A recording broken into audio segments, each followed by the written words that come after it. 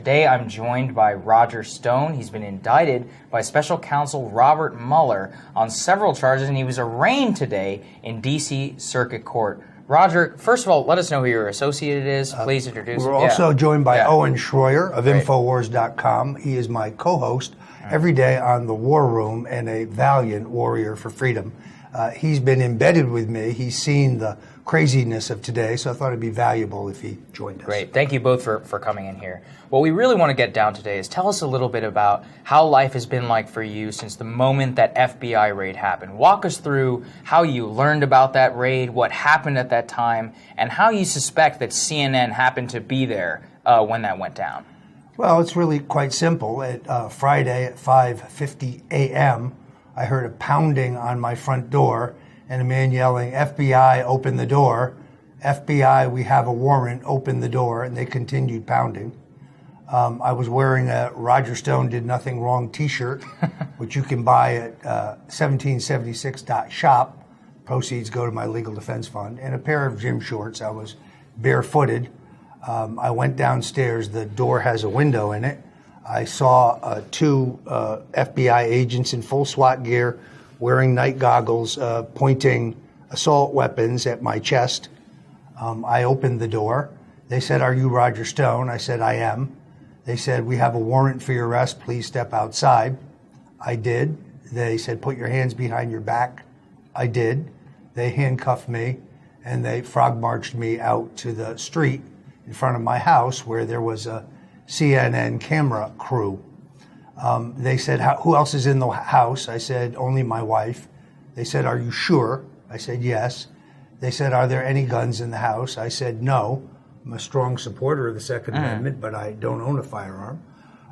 They then went to the second floor. My wife is hearing impaired. I was concerned that they would think she wasn't complying with an order because she couldn't hear it and that they would shoot her.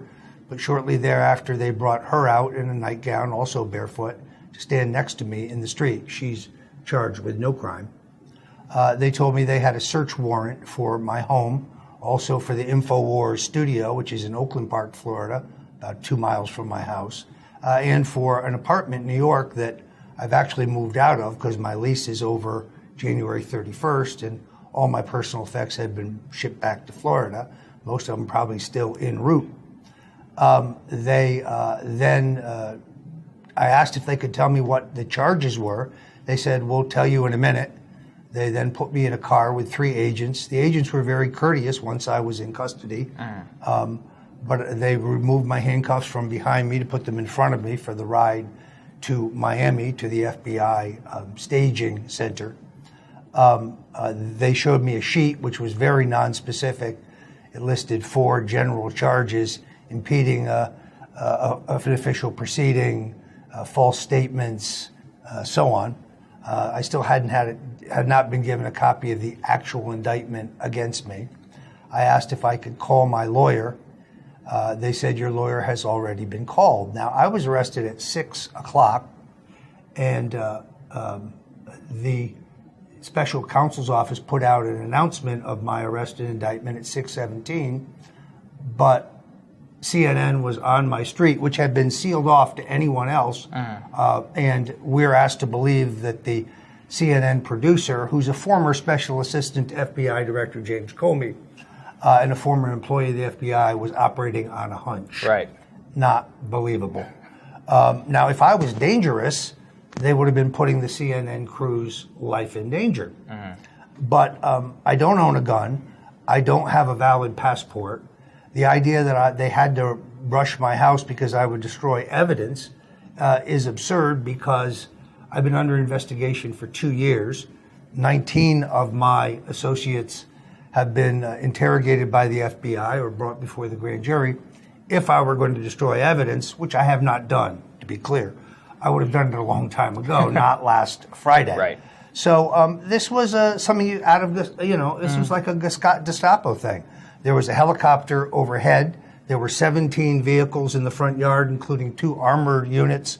My house backs onto a canal. There were 2 amphibious units in the back with frogmen. The entire house was surrounded, as we now know, by people pointing assault weapons at the house. It was something out of a movie. They were treating me like a drug kingpin. And what's it? You're telling me a little bit about before this, about what life is like for you generally. You said you're receiving death threats. Your wife has been threatened. Your house has been surrounded. It has gotten progressively worse. So we've gotten to the point where every time CNN or MSNBC says my indictment is imminent, that I'm going to be arrested any minute, that I'm a Russian spy, that I'm a Russian traitor. I can't go out to a restaurant or an airport or even in Austin when Owen and I try to go out for a steak, and he does owe me a steak. We're confronted by liberals who want to get violent. I mean, it's one thing when they just yell, "You're a Russian traitor, you're a scumbag, you'll die in jail." I try to just ignore him. A man tried to run me over on the street the day before Christmas. I was standing on the street corner shooting a video for InfoWars. The guy pulled up, rolls down the window, starts screaming, "You're a piece of shit. You're a piece of scum. You're going to prison. Stone, you're finished." I just ignore him. He drives around the block. He waits till I'm in the crosswalk. And then, like a bat out of hell, he's heading towards me at 80 miles an hour. I step out of the way by 3 feet. I would have been killed. That's attempted murder. But that's the kind of insanity that I've been forced to deal with. So tell us then about the courthouse today. What happened inside the courthouse? Well, let me finish on the 17th. Sure. After I left, the FBI combed through my house for the next 7 hours. They taped off the front of the house. They set up 2 tents with long tables. They went through every single possession in the house. They went through over 500 books. Owen was there. He saw it. They tore the place up. They tried to put it back together, but they really didn't. They took a bunch of all of my electronic equipment, my computers, my iPad, my microphone, my camera, everything. The stuff I used to broadcast every day for InfoWars. They were there until 7 o'clock at night. They would not let my wife touch her cell phone. They took my cell phone.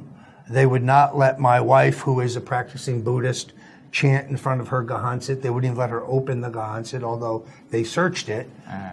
It's a travesty. It's just not something you expect. They took me from the FBI booking center to the federal courthouse in Fort Lauderdale. There I was shackled with leg shackles, arm shackles, thing around your waist, and put into a holding cell with 3 other African-American gentlemen. And I had to wait there for 3 hours. My lawyers were allowed to speak to me briefly at the FBI facility. They told me the government was not going to object to request for bond. I was freed on my own, essentially recognizance. I signed a $250,000 surety bond. Then I was brought out in shackles to a courtroom with all the reporters, an effort to humiliate me. The judge imposed a travel restriction on me and some other restrictions, pretty standard, and I was finally released. Then I did an exclusive interview by phone with Alex Jones just to drive the people at CNN and MSNBC crazy, and it did. I'm getting text messages on my lawyer's phone saying, "Are you only going to speak to InfoWars today, or are you going to speak to us?" Then I tried to go outside the courthouse. This is where you see the iconic figure of me doing the Nixon salute, because I wanted to show defiance of this. I tried to speak, but I was being shouted down half by the media, and half by unhinged libtard protesters accusing me of treason. People are pushing, people shoving, people spitting on me. The Fort Lauderdale police stood there and did nothing. The Broward County Sheriff's Office stood there and did nothing. I finally made my way to one of my lawyer's offices that was down the block, and I was able to hold there until the crowd dissipated. Got it. So, I mean, that's what this experience was like. So, yeah. I was just going to say, the amazing thing, the hate mobs that the left has driven against Roger Stone is unbelievable. And it really is all being orchestrated by CNN, the Washington Post, and the New York Times. Roger is totally innocent of these charges. They all know it. You've been involved in American politics for decades. You don't go to Russia and collude with Russians. It's just something you never do. That's why there is no Russian collusion in these charges. But the amazing thing going through all of this with Roger in the last couple days is we're just at Roger's house. We're there for support. We're there to make sure that he has the ability to speak his case. And you've got media out there from dusk till dawn. You've got media out there as soon as the sun gets up, and they just sit out there in their tents with the camera focused on Roger's house. I mean, you'd think Roger was Bigfoot or something, the way these people are desperate just to get a shot of Roger Stone. They won't leave him alone. And it's all drummed up by the hate mobs at CNN and the Washington Post and the New York Times and MSNBC against an innocent man. Yeah, it's Oliver Darcy. It's Ari Melber, a man who has the worst breath on television. It's just pure unadulterated hate. Look, I'm in Washington. There's 40 reporters outside my home right now in Florida. There are crazy protesters threatening my wife. But as you pointed out, the death threats, which have really now spiked. I was usually getting 2 or 3 a week. Now I'm getting 10 a day. And we're going to disfigure your wife. We're going to kill your children. I had somebody call the house. I picked up the phone, and they said, "We know where your grandchildren go to school," and they hung up. I mean, this is unhinged. Yeah. The FBI pulled out the hardline phone, so they're no longer functional. Tell us, Roger, just about particularly how it comes down to how this might end for you. Do you look at as, would you go to jail to protect the president? Well, but that presumes that I have some information that is negative to the president that I would refuse to volunteer. I don't know anything negative. And you've said you won't bear false witness. No, and I'm not going to lie. I'm not going to make up stories. So when I say I will not testify against Donald Trump, the lefties say, "Oh, it's a cover-up. You see, he's covering it up and he's bidding for a pardon." The only person I've advocated a pardon for is a posthumous pardon for Marcus Garvey. Right, you told me that. And when I see Trevor Noah saying, "Well, now Roger Stone knows what it's like to be black." Well, if he'd read or watched anything I've said for the last 15 years, I have been a vociferous critic of Bill and Hillary Clinton's 1994 crime bill, in which African Americans and poor people and people of color are disproportionately punished with harsh mandatory sentences. I'm against that. I cheer the fact that the president, Donald Trump, has changed it. I have been a lifelong supporter of civil rights. They say, "Oh no, the Southern strategy." Let's get this straight. Richard Nixon desegregated the public schools. Richard Nixon gave us affirmative action, which a lot of conservatives disagree with. I don't. Richard Nixon quadrupled the funding for black colleges. Richard Nixon increased 9-fold the funding for civil rights enforcement at the Justice Department. Richard Nixon pulled together the Republican votes to pass the 1957 Civil Rights Act, the first major piece of civil rights legislation in our lifetime. So you can talk about rhetoric, but I work for the president who desegregated the public schools, not Lyndon Johnson, not John F. Kennedy, Richard Nixon, and I work for the president who brought black unemployment in this country to the lowest point in American history. No one has been more outspoken for drug law reform and sentencing reform and against the 1994 crime bill. But Trevor Noah doesn't know my record. Well, I'm glad you've had the opportunity to respond to him. Do you think that the president... And he's not funny. Right.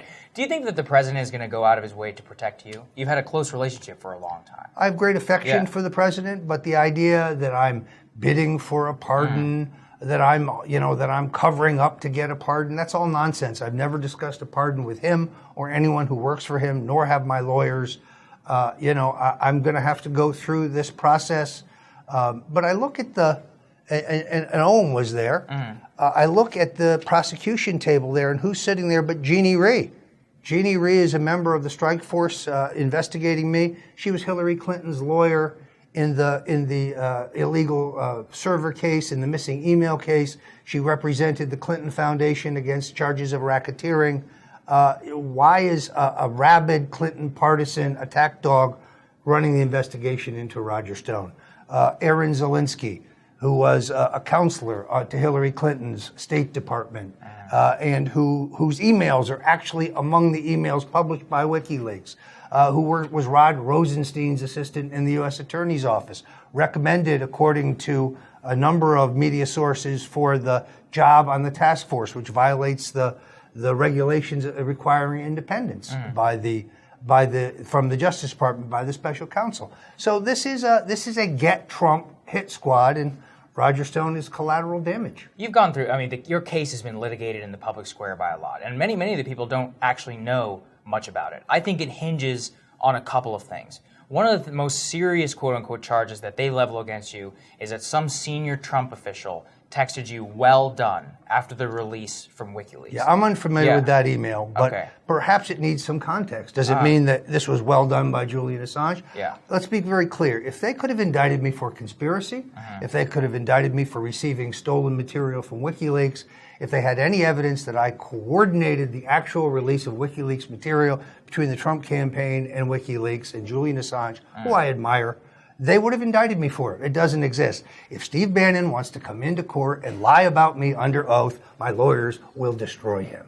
So, and then why do you think that they would have any impression that you would have any coordination with the Podesta emails and their release? Well, because if you look at this at the time out of context, I tweeted on August 21st, the Podesta's time in the barrel will come. Right. The Podestas.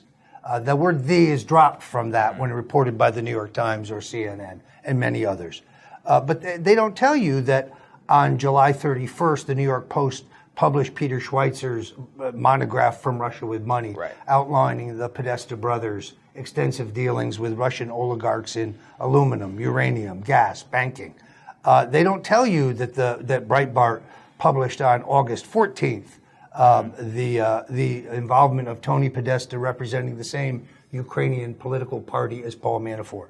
So, and it is true that Dr. Corsi told me these things in a briefing. I asked him for a memo on the 20th. He gave me the memo on the 31st. His testifying that memo was part of a cover-up. Covering what up? To cover what up? These public reports? He never told me that John Podesta's emails had been boosted. I had no knowledge of that. There's no email, no text, no corroboration. It just comes from the alcoholic haze of his memory. It's false. Was that suggested to him by Mr. Mueller? And then the idea and he said he's going to testify, or he's willing to testify, happy to testify. Then we'll see how he does on the stand. But I'm not charged with this again. And then the claim that I knew about the Billy Bush NBC tape in advance, and that I asked him to do something about it, to contact Assange and tell Assange to change his schedule. It's whole cloth. It's nonsense. I would point out that the August 2nd email from him, cited in the indictment, in which he tells me that the WikiLeaks disclosures are coming when he returns from Italy in August, and one shortly thereafter, turns out to be completely incorrect. Incorrect. Right. So where's the collusion? Where's the collaboration? There is none. Do you remember when you started talking with Randy Credico, when Randy Credico started giving you a heads up about WikiLeaks? In July of 2016. Because that's critical to the timeline, right? Yes, it is. But Randy Credico perjured himself in front of the grand jury, saying he wasn't my source. People here at the Daily Caller have seen text messages that prove he is my source. And they're in the indictment, actually. Right. Well, some of them, but not all of them. Not the ones that confirm. Right. He threatened to put a bullet in the head of one of the other witnesses before the Mueller grand jury, who was exculpatory for me, but he's not charged with witness intimidation. He threatened to have a woman accuse me falsely of sexual harassment or sexual assault. That is a lie. I don't think he's going to make a very good witness. So in any case, do you ever see yourself cooperating with the special counsel? Well, I'll tell the truth. Yeah. I will always tell the truth under oath. I have so far. Adam Schiff lied. Adam Schiff will be called as a witness in my trial. Eric Swallowswell will be called as a witness in my trial. Other members of that committee, Republican and Democrat, will be called as witnesses in that trial. But, I mean, Owen has seen the effect on me and my family. He came to Florida and saw what's going on in the front yard. It's absolute insanity. Well, and my concern for Roger is that, and this hasn't happened yet, is that they're going to try to silence him, put a gag order on him or something. In which case, I'm going to speak the truth that they're not going to allow Roger to say. But I got to tell you, when I started having my phone blow up at 5 a.m. the morning that Roger's house was raided, I was physically ill because I'm thinking about a friend. I'm not thinking about a political activist. I'm not thinking about a media guy. To me, I'm thinking about my friend who has a family, who I know is innocent of this political witch hunt, and I'm getting physically ill. So I just urge the president to please put an end to this. I just urge the people of America to understand, if they can do this to Roger Stone, if they can destroy an innocent man's life, they can do it to you. And I just wish that the president would step in and address this more than just a tweet. And I just wish the American people would understand, whether you like Roger Stone, Donald Trump or not, whether you're conservative, liberal, wherever your political linings are, if they can do this to Roger Stone, they can do it to you. If a rogue prosecutor, rogue FBI agents can make up crimes, entrap you, and say, oh, you bear false witness, they can do it to anyone. So that's the real threat here. Not Roger Stone, not the Russians, not Julian Assange. It's rogue prosecutors in the FBI destroying innocent people's lives. And I just wish the president would do more than tweet. Well, final question, Roger. The whole thing of this focuses on, did Donald Trump ever talk to you about WikiLeaks? No, absolutely not. He said that in the written interrogatories. Right. I said it under oath before the committee. That doesn't stop Wolf Blitzer, who's not a journalist but a propagandist whose breath is almost as bad as Ari Melber's, from saying, was it Donald Trump who instructed Roger Stone to reach out to WikiLeaks, or was it Donald Trump who instructed some other campaign official to That's conjecture. That's irresponsible. That's not journalism. That's adventurism. That's craziness. What do you think this says about Mueller's case broadly? Everyone says you're the final one to be targeted by Mueller. I have no idea, but lawyers and talking heads, like let's take Preet Bharara, for example. Here's a man who lied to a federal judge about leaking grand jury testimony to the media and got tongue lashed for it. Yet he's calling me a liar. And then he spoke to the University of Nevada. I have the video. Asked about it by a student. He lies about it again. So he's a proven liar, saying this is a slam dunk case. Well, no lawyer could know that without reading the transcript of 4.5 hours of voluntary testimony. But I'm not allowed to have a copy of that testimony. My lawyers are not allowed to, they're allowed to see it, but they're not allowed to take notes. That's a violation of due process. Okay. Well, thank you very much, Roger. We thank you for joining us. Thank you, Owen, for coming on and for talking about Roger's case. And thank you all for watching. Roger Stone will be fighting the fight, and as you can see, he's defiant. One more key important point. Excellent necktie. Thank you.